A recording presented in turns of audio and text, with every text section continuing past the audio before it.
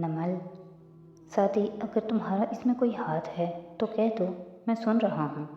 मेरा हाथ कैसे हो सकता है? मेरी बात जज सुने और माने कभी क्यों?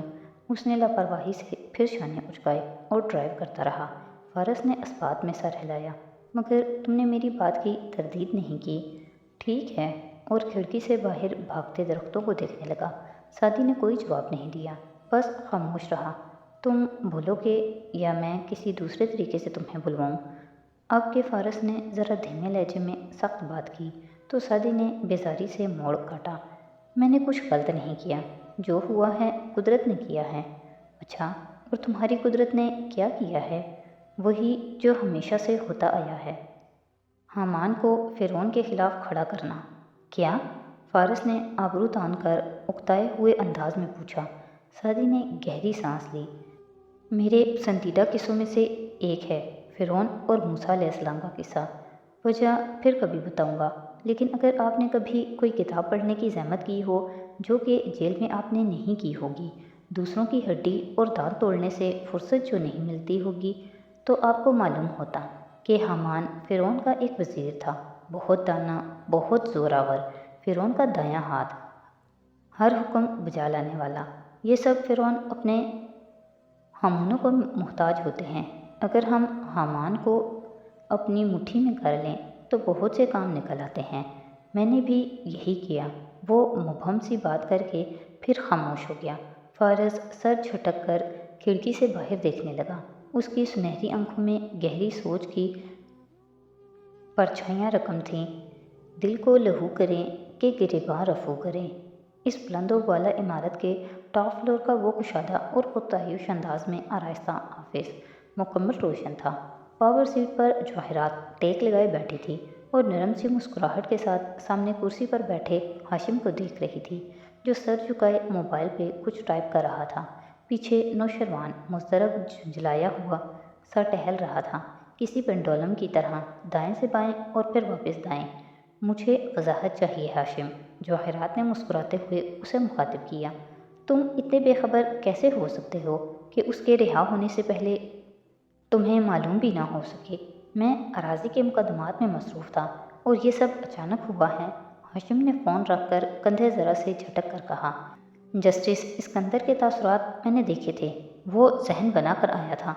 यकीनन उसे इस काम के लिए पहले से राज़ी कर लिया गया था। इन लोगों की इतनी हैसियत नहीं कि इस बाअसर जज को ख़रीद सकें। जजेस सिर्फ ख़रीदे नहीं जाते, उनको मजबूर करने के और भी बहुत से तरीके होते हैं। नौशरवान घूम कर हाशिम के सामने आया। और अगर किसी ने इस जज को ब्लैकमेल किया है भाई, तो वो सादी के अलावा कोई नहीं हो सकता। प्लीज़ शेरू, क्या हम सादी से हटकर कोई बात कर सकते हैं? मुस्कुराती हुई जवाहरात की आंखों में सख्त तंबी उभरी। उसने वहाँ 10 लोगों के सामने मेरी बेइज्जती की है। आप चाहती हैं कि मैं उसे भूल जाऊँ? हस्बे आदत नौशरवान भड़क उठा। तुम्हें वहाँ नहीं जाना चाहिए था। मगर वो हाशिम की बात नहीं सुन रहा था। वो मुझे जता रहा था कि मेरे चलान के मुतालिक जानता है जो इंग्लैंड में हुआ था। वो खुद को क्या समझता है मम्मी? मैं आपको बता रहा हूँ, आप उसे पार्टी में इनवाइट नहीं कर रहे। मैं उसको अपने घर में बर्दाश्त नहीं करूँगा। मैं कार्ड दे चुका हूँ। सॉरी, हाशिम ने दोनों हाथ उठाकर कहा। शेरू, शादी मसला नहीं है। वो पार्टी में आएगा तो उसे देख लूँगी मैं। अपने बेटे की बेइज्जती का बदला कैसे लेना है मुझे मालूम है। कहते हुए आगे होकर नरमी से उसने शेरू का हाथ दबाया। वो ज़रा ढीला पड़ा। मसला फारिस है, मैं उसे अपने इर्द गिर्द बर्दाश्त नहीं कर सकती। मुझे बताओ हाशिम, तुम इस मामले को हल करने के लिए क्या कर रहे हो? हाशिम अब कागज़ पे कुछ लिख रहा था। यकीनन वो भी डिस्टर्ब था, मगर कंपोज नज़र आ रहा था। मैंने उसे एक दफ़ा अंदर करवाया था, दूसरी दफ़ा भी करवा सकता हूँ। वो एक दफ़ा बाहर आ सकता है तो दूसरी दफ़ा भी आ जाएगा। तो बेहतर है कि तुम उसके साथ अच्छा खेलो। वो नहीं जानता कि कत्ल किसने किए थे और उसके नज़दीक हम उसकी वाहिद फैमिली हैं। जवाहरात मुतमईन नहीं थी। वो हमें कभी पसंद नहीं करता था। नौशरवान उकता कर कहता खिड़की के पास जा खड़ा हुआ।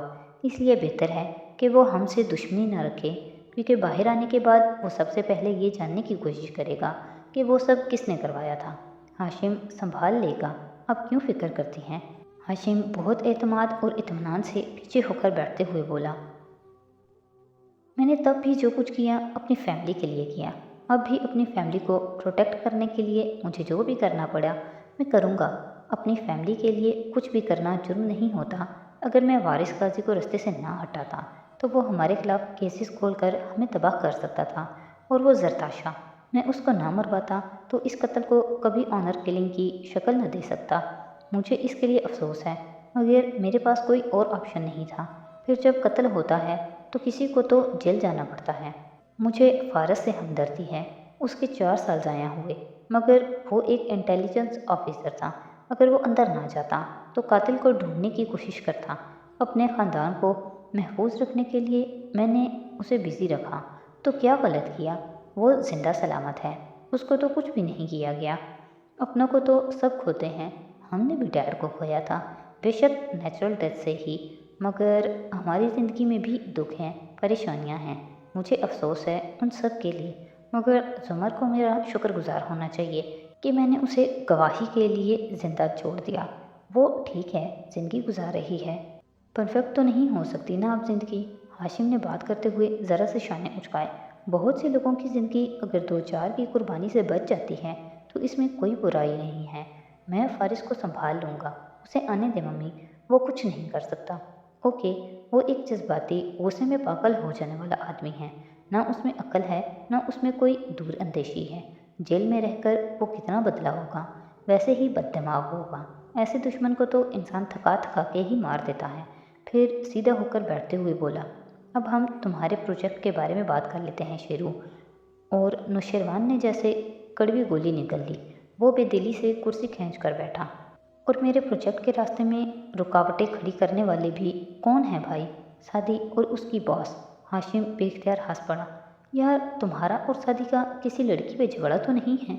जवाहरात ने मुस्कुरा कर सर झटका और बगौर शेरू के तासुरात देखे, जो मज़ीद खफा लगने लगा था। शीरीं सोनिया को कब घर लाएगी? जवाहरात ने उसी को देखते हाशिम को मुखातिब किया। शेरू एकदम कोई फाइल उठाकर देखने लगा। अलबत्ता उसकी गर्दन में उबर कर डूबती गिल्टी वाज़ह महसूस हुई थी। इस वक्त उसका क्या जिक्र? हाशिम ने गोया नाक से मक्खी उड़ाई और काम की तरफ मुतवज्जे हो गया। जो रंजिशें थीं, जो दिल में गुबार था, ना गया। इस दरमियाने दर्जे के लाउंज की बड़ी सी खिड़की धूप में चमक रही थी। शीशा आईना बना लान का अक्स दिखा रहा था। शीशे से चेहरा लगाकर देखो तो अंदर वो थीकी थीकी सी चीज़ें उठाए दाखिल होती दिखाई दे रही थी। दरमियान से मांग निकालकर घुंघरियाले बाल कैचर में हाफ बांधे वो झूलती लिट कान के पीछे अड़सती किचन के दरवाजे तक गई। सदाकत, खाना तैयार है? जी बाजी, बस रोटी डाल रहा हूँ। फिर खाने के बाद शादी की तरफ जाना, एक काम है। लाउंज में व्हील चेयर पर बैठे बड़े अब्बा ने बेइख्तियार उसकी तरफ देखा। वो अब वापस आ रही थी। दिन कैसा गुजरा तुम्हारा? उन्होंने मामूल का सवाल किया। बस रोज़मर्रा के काम थे। वो सोफे पर बैठकर जूतों का स्ट्रैप खोलते हुए बोली। समात कैसी रही? हाशिम करदार का क्लाइंट था, कैसी हो सकती थी? अब्बा के किताब पे झुके चेहरे पर नागवारी उभरी। हर करप्ट और गुनहगार आदमी उसी का क्लाइंट क्यों होता है? वो एक अच्छा डिफेंस लॉयर है बा, उसे गुनाहों की जस्टिफिकेशन देना आती है। वो कैचर उतार कर बाल जूड़े में बांधने लगी। मुझे वो सख्त नापसंद है, इंतहाई झूठा और मक्कार आदमी है। सो तो है। बड़े अब्बा ने किताब परे करके उसका चेहरा देखा। शादी से क्या काम है? हाशिम ने अपनी बेटी की सालगिरह का कार्ड दिया था शादी के लिए, वही देना है। वो सरसरी सा बताकर रिमोट उठाकर चैनल बदलने लगी। तो तुम दे आओ, उन्होंने एकदम इतनी उम्मीद और इतनी मिन्नत से कहा कि जुमर ने बेइख्तियार उनको देखा। मैं ना भी जाऊं तो फ़र्क नहीं पड़ता, मैं उससे नाराज़ नहीं हूँ अब्बा। तो फिर चली जाओ, उसकी सालगिरह पर ही विश कर देना। जुमर ने उनकी आंखों को देखा, वो उदास नज़र आ रही थी। उसके दिल को कुछ हुआ।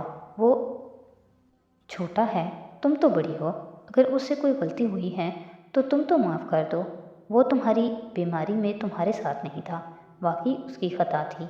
मैं कब का माफ़ कर चुकी, मैं उसके खिलाफ बुरा नहीं सोच सकती। वो मेरा बेटा है अब्बा। तो कार्ड तुम खुद दे आओ। ज़िंदगी का कुछ पता नहीं होता, कौन कब चला जाए और दूसरे को ता ज़िंदगी पछतावा ही रहे। वो बिना कुछ कहे उठ गई। अब्बा दुख से उसे जाते देखते रहे। उन्होंने फिर किताब नहीं उठाई। वो कमरे में जाते सदाकत को आवाज़ देती गई, मेरी रोटी मत बनाना, और वो मज़ीद दुखी हो गए। अब उसका मूड बिगड़ चुका था और वो खाना खाए बगैर कमरे में बंद हो जाएगी। 10-15 मिनट बाद वो कपड़े बदलकर फ्रेश होकर कमरे से निकली तो उन्होंने चौंक कर उसे देखा। खाना नहीं खाना? क्या आपका पोता मुझे खाना भी नहीं पूछेगा? आम से अंदाज में संजीदगी से कहकर उसने मेज़ पर से कार्ड उठाए और कंधे पे पर्स डाला। अब्बा जहाँ थे वहीं रह गए।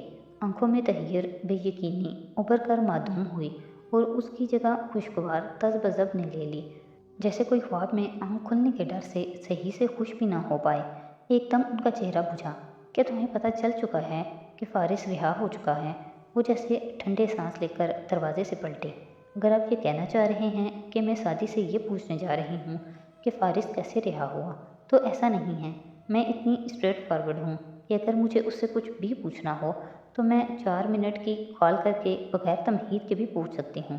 अभी मुझसे हाशिम ने एक फेवर मांगा है और मैं उसे वही देने जा रही हूँ। उसी संजीदगी से कहकर वो बाहर निकल गई। अब्बा के चेहरे पर खुशगवार हैरत उभर आई। सदाकत भी भागकर चौखट पे आ खड़ा हुआ था और अब उन्हीं हैरान मगर मुसरत अमेज़ तासुरात के साथ उनको देख रहा था। हुनैन और उसामा तब से फारस के गिर्द बैठे थे जब से वो आया था। साथ ही खामोशी से गोल मेज़ पर उनके मुकाबिल बैठा था। मामू, क्या वो दोबारा तो आपको नहीं ले जाएंगे? हुनैन ने झिझकते हुए अनजाने खौफ के ज़ेरे असर सवाल किया। फ्रंच चोटी और माथे पर कटे हुए बालों के साथ वो अब घर के लिबास में थी। फारिस हल्का सा मुस्कुराया। नहीं, साथ ही सादी को देखा। सादी नरमी से मुस्कुराया और फिर दूसरी जानिब देखने लगा। अब आप हमारे साथ रहेंगे ना? सैम ने इश्तियाक से पूछा। मेरे लिए अच्छा होगा अगर मैं अपना घर खोलूँ। क्यों जाते हो उधर? यहीं रहो ना। नुसरत ने नाराज़गी से कहते मेज़ पर मटर कीमा का डूंगा रखा। खाना बस लगने वाला था। मुझे बहुत से काम करने हैं आपा, मगर आता जाता रहूँगा। वो संजीदगी से भरे सपाट अंदाज में कह रहा था। वो अमूमन धीमा बोलता था, छोटे छोटे फिक्रे, लेकिन गुस्सा चढ़ने पे आवाज़ बुलंद हो जाती। नुसरत ने ताज़ा चपाती लाकर रखी ही थी कि फारिस हाथ धोने के लिए उठ गया। वैसे भी वो लिबास तब्दील कर चुका था। जीन्स के ऊपर बटनों वाली शर्ट, बाल इसी तरह कोनी में मुकैयद। सादी ने पीछे से आवाज़ लगाई, मामू, आपको हेयर कट की अशद ज़रूरत है। नहीं मामू, इस हेयर स्टाइल में ज़्यादा अच्छे लग रहे हैं। हुनैन ने फ़ौरन मुखालफत की। साथ ही वो प्लेट से खीरे तोड़ रही थी। उसामा ने उसके हाथ को परे किया। उसने गुस्से से उसामा को देखा। क्या है, अभी खाना शुरू नहीं हुआ, तुम क्यों खा रही हो? तुम्हारे हिस्से का तो नहीं खा रही मैं। ज़्यादा टोका मत करो वरना तुम्हारी दुम बांध दूंगी। मेरी कोई दुम नहीं है, गुस्से से कहता खड़ा हुआ। बस, सादी ने एकदम संजीदगी से कहा। बस एक लफ्ज़ और। वो दोनों खामोश हो गए। कितनी दफ़ा कहा है मत लड़ा करो आपस में, मगर मजाल है जो नुसरत की बात घंटे की आवाज़ ने काट दी। फारिस इसी वक्त वापस आता दिखाई दिया था। उसामा भाग कर दरवाजे पर गया और उसके साथ खिड़की का पर्दा सिरका कर देखा। कौन है उसामा? सादी ने बैठे बैठे पूछा, मगर उसामा ने कोई जवाब नहीं दिया, बस वहीं खड़ा रहा। उसामा कौन है? नुसरत ने सवाल दोहराया। फारिस भी उसकी तरफ देखने लगा। उसामा आहिस्ता से उनकी तरफ पलटा। फूल लाई हैं। कौन?